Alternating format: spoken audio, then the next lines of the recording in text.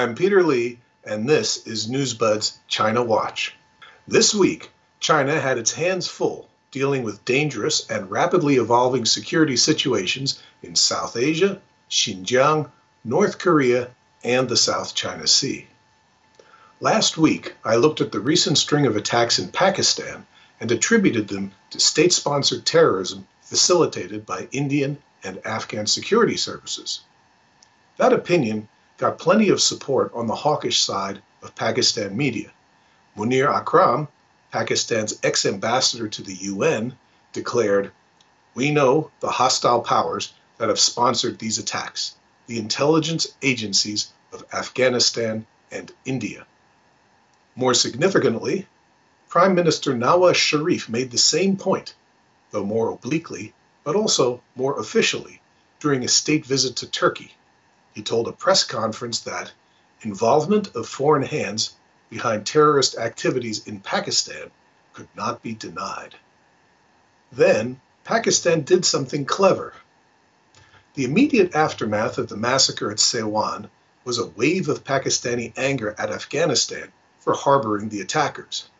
But, after a round of cross-border shelling, denunciations, and demands that 76 terrorists be handed over, Pakistan pulled back from direct confrontation with Afghanistan and made nice, very nice. In the words of the Pakistan media, while in Turkey, Sharif held out an olive branch to Afghanistan, stating that Pakistan would participate in the construction of the Peshawar-Kabul motorway. Significantly, Chief of Army Staff Qamar Javed Bajwa, the #1 guy in the Pakistan military, reportedly told a meeting of commanders that Pakistan and Afghanistan have fought against terrorism and shall continue this effort together.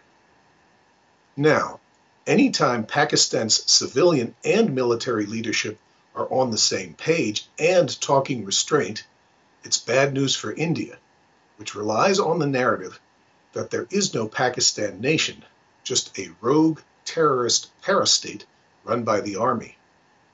Pakistan's Foreign Office continued the charm offensive, ignoring any shenanigans of the Afghan security services and characterizing Afghanistan as something of a helpless victim of the enemy, in other words, India. This looks to me like determined and disciplined Pakistan counter-programming, probably with Chinese and Russian coordination, against an Indian gambit to derail the Russia-sponsored Afghanistan peace process. Pakistan is looking eagerly to Afghanistan to reciprocate. India is looking on nervously, with good reason. India does not have a terribly strong hand in Afghanistan. The US wants to draw down. The Kabul government is not very sturdy. Pakistan, on the other hand, has the powerful Afghan Taliban, Russia, and China in its corner. And now it looks like it has the confidence and unity to take a hit like the recent terror wave and still reach out to Afghanistan. Indications are Pakistan will not rise to the bait and will not escalate hostilities with Afghanistan.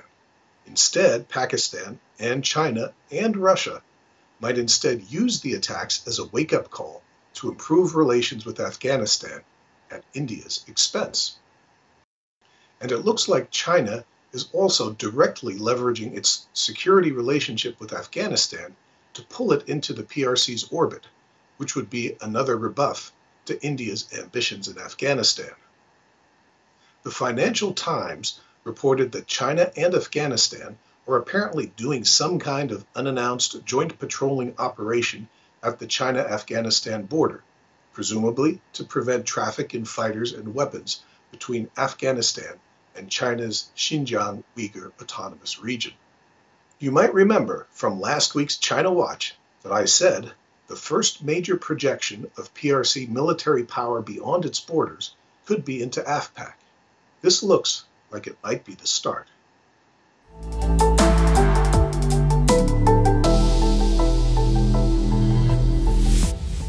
As China extended its reach into Afghanistan, it also escalated its response to militancy issues on its own side of the border.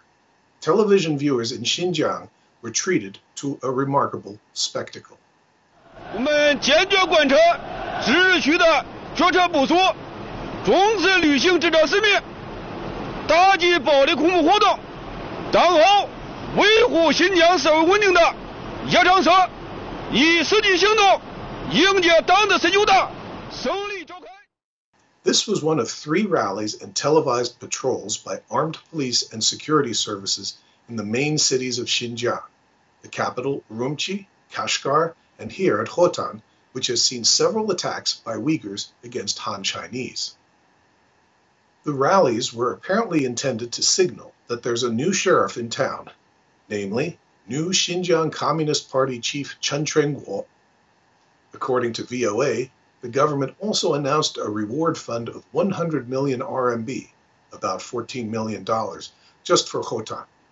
The government promised rewards for everything, from 2 million yen for thwarting a terrorist attack to 2,000 yen for informing on Uyghur men sporting Islamic beards or women wearing burqas. Xinjiang is well on its way to becoming one of the world's most pervasive surveillance states, packed with cops, snitches, soldiers, and agents, with an extensive network of CCTV cameras, facial recognition software, and now mandatory police-installed GPS tracking on all vehicles. The goal is an overwhelming presence that is supposed to bring a police response to a street incident within a minute, at least in the city centers. The new campaign is a sign that winning hearts and minds is perhaps not the highest priority for the CCP in Xinjiang. It is also a sign that the local CCP cadre network in Xinjiang has shown itself cowed, co-opted, or incompetent, and unable to prevent or anticipate attacks. State security services are the most effective instrument of government authority in Xinjiang. This massive show of force also looks like a way of escalating threat perception inside and outside Han China. Those who scoff at PRC counterinsurgency strategy as ham-fisted and counterproductive should read a sobering article by Joss Meekins, a graduate student at Columbia University. In an article for Small Wars Journal, Meekins looked at Russia's subjugation of Chechnya, which China probably regards as the closest analog to its own problems in Xinjiang. Meekins concludes that for an authoritarian regime subduing an unhappy ethnic enclave, the key hearts and minds to win are not on the battlefield, they're in the homeland. As long as the homeland accepts the necessity and legitimacy of maximum force, the government can apply it on the battlefield with a good chance of success. Bottom line, the CCP wants to keep a lid on Xinjiang, especially in the run-up to the 19th Party Congress in autumn, when Xi Jinping plans to obtain firm endorsement of his policies, his leadership, his security achievements, and his succession strategy. But if incidents do occur, the CCP will not flinch from a harsh response and may even welcome it in order to feed its Xinjiang heightened threat narrative both to a domestic audience and China's neighbors in Asia.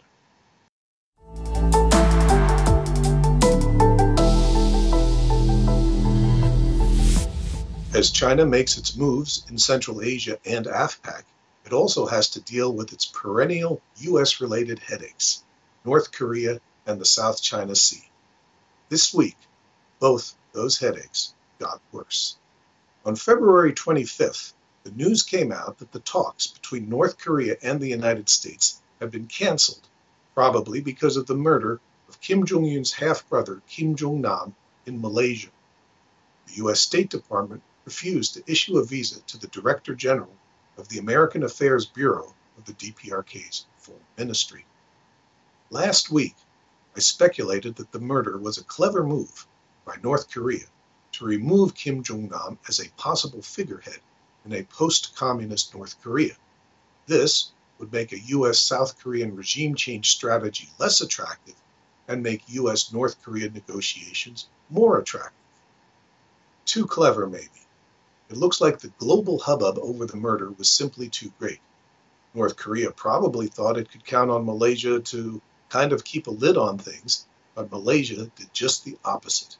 It refused to give up the body. It conducted an autopsy. It announced the results, told the world the poison used was VX nerve agent, a WMD. It said it was preparing to decontaminate the Kuala Lumpur airport, and it issued an arrest warrant for a North Korean diplomat.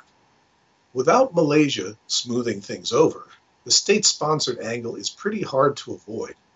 Only a few nations have stocks of VX.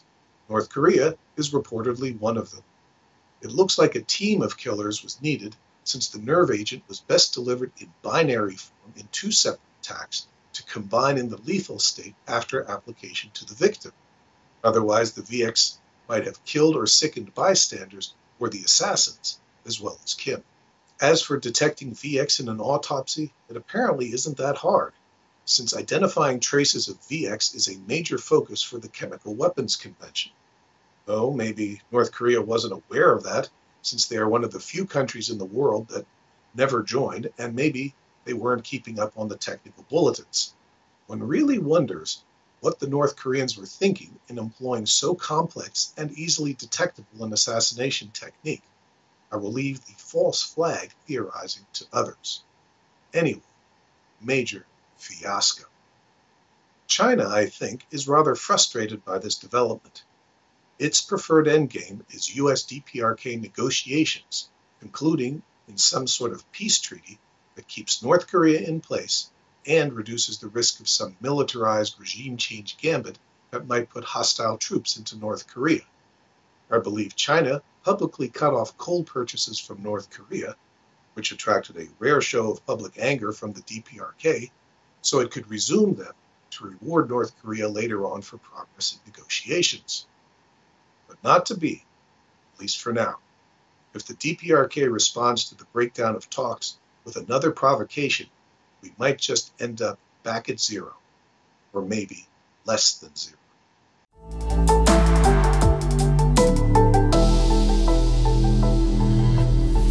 Moving on to America's other favorite Asian topic, the South China Sea, pivoteers made their move by releasing photos of military-related construction on the man-made islands the PRC built in the South China Sea. The photos were released by the Center for Security and International Studies, a Washington think tank I call Pivot Central, and showed construction, maybe 8 to 12 buildings on 3 islands featuring retractable roofs, an indication that they were intended to house HQ-9 surface-to-air missile batteries to defend the islands against missile and air attack. Per Xi Jinping's undertakings to Barack Obama, the PRC reserves the right to put defensive facilities on those islands, something that it can justify since the U.S. conducted amphibious assault exercises with the Philippines last year that were interpreted as a threat. And indeed, apparently last year the PRC did already install some short-range anti-aircraft guns and so-called close-in weapons systems for knocking down missiles, and the United States did not make any major objection.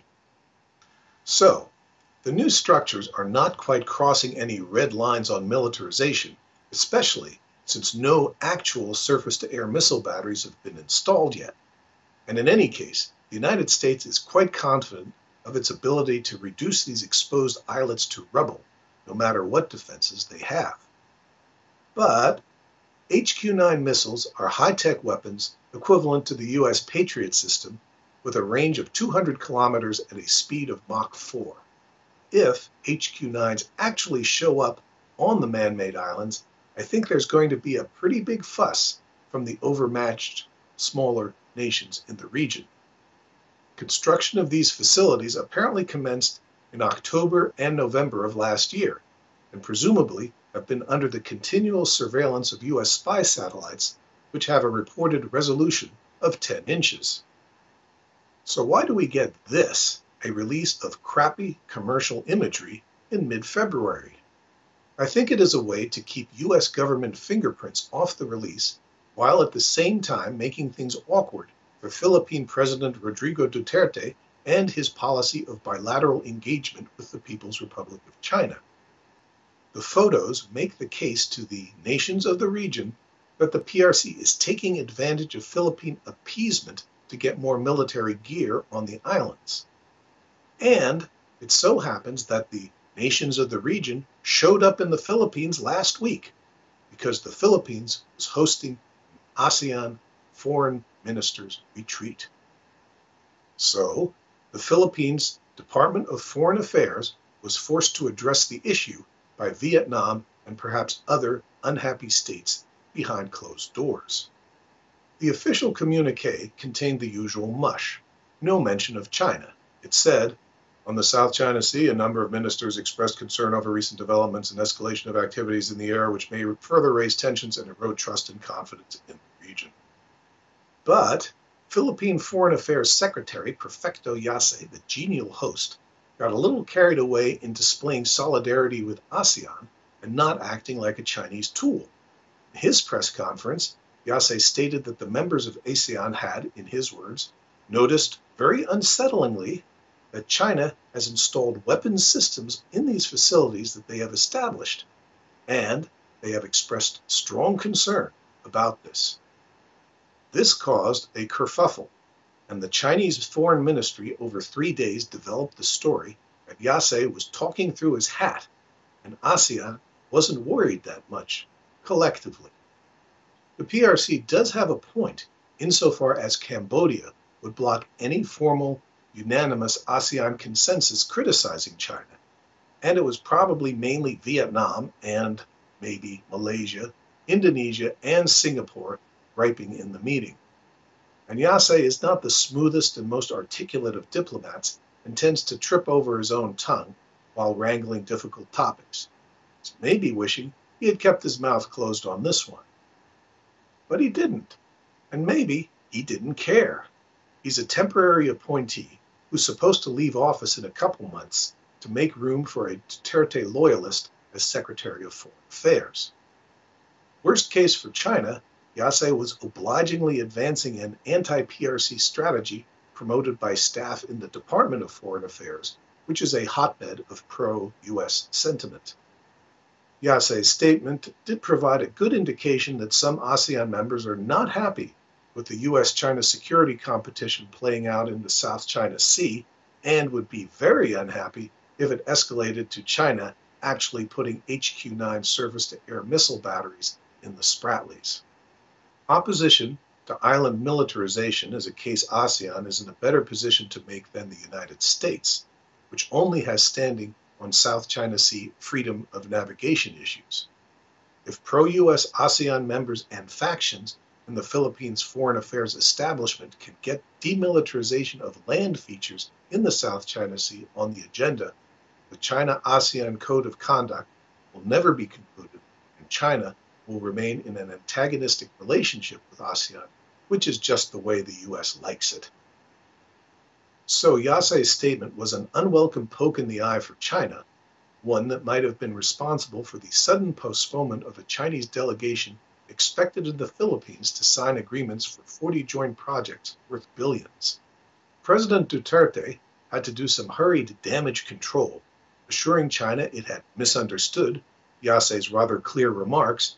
Everything was good between China and the Philippines. The knives are getting sharpened for Duterte right now, and the last thing he needs is for the wheels to come off his China project, courtesy of sabotage by the United States and his own Department of Foreign Affairs. The opposition has put forth 2 associates of Duterte's from his death squad days in Davao, who claimed Duterte personally ordered a series of murders. Duterte is also in political hot water for arresting one of the most aggressive critics of his drug war, Leila de Lima, on drug charges of her own. Duterte's most vocal opponent, Antonio Trillanes IV, has vowed to have Duterte jailed. The Manila establishment is up in arms as Duterte inches away from the Aquino people power legacy to cozy up to the Marcos family. The Catholic Church is moving toward a position of open opposition to Duterte. The Rappler, the Philippine voice of pro-American globalism, is positioning itself in the resistance media space that the Washington Post and New York Times occupy against Donald Trump. It has even added mood icons to its news stories, and it looks like all the Duterte stories are running angry. If the U.S. really is plotting to remove Duterte from office, as a report in the Manila Times alleged, it looks like everything is pretty much going according to plan, and that is going to make China sweat.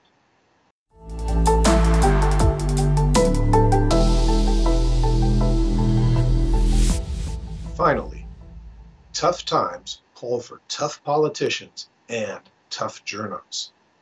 China, which has decades of experience in dealing with adversarial Western reporters, has actually opened a boot camp to prepare both politicians and journalists for the rough and tumble of media work in the era of resistance.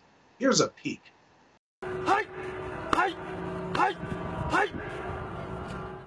Just kidding. That's Kung Fu master Wei Yaobin demonstrating his treatment for various gentlemen's problems. That's all for this week. Thanks for watching. If you're watching this on YouTube, go to newsbud.com, where you'll find exclusive content available only to the Newsbud community. I'm Peter Lee for Newsbud's China Watch.